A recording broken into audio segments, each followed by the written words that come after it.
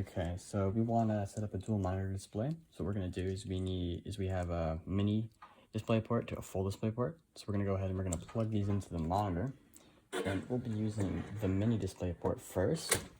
So we'll be plugging the mini display port with the arrow up right into the mini display port. There is also a full display port and an HDMI, but we aren't going to be using those. And once we have that done, these monitors are the exact same. So we're going to do this once, the other one's already pretty much ready. We're going to plug this into the Thunderbolt dock that we have here. We're going to plug this into the display port. We're going to plug this other one into the display port. We also have an HDMI below it, as well as a USB and a VGA. Now we're going to get the USB-C, which is, it's right here. Before we do that, we need to plug in the power, which means we're going to move this back a little bit, and the power is yellow. We're going to plug in the power, and then we have the USB-C. And we're going to go ahead and plug this into the back of my laptop. And once that's on, it's turned on. You get a notification. And, okay, and they're on. We have all our monitors set up. Now you can do a couple different things here. You can use multiple displays. You have a bunch of options here you can do. Currently, we're duplicating desktop 1 and 2. We can extend desktop on 1 and 2 if you want. Display settings. Okay.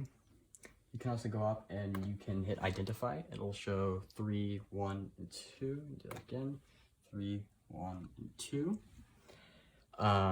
And what you can do is, that's pretty much the basic setup, but you can move these around depending on your setup. So if I want to put that down there, I can put that down there, put it over here, or all this depends on how your setup is. And you can hit apply, and then it will apply those settings and they'll change. Now another thing that you can do is you just want to do a quick shortcut, Windows P.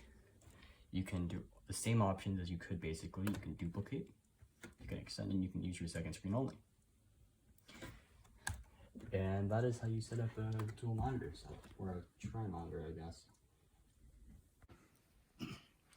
So another thing you can do is you can change resolution on each individual monitor.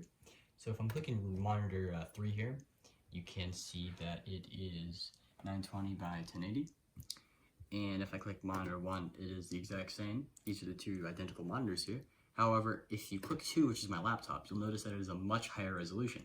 So you can use your different monitors for different means. Like if you want to say, use one for gaming, use one for reading, it's totally up to you.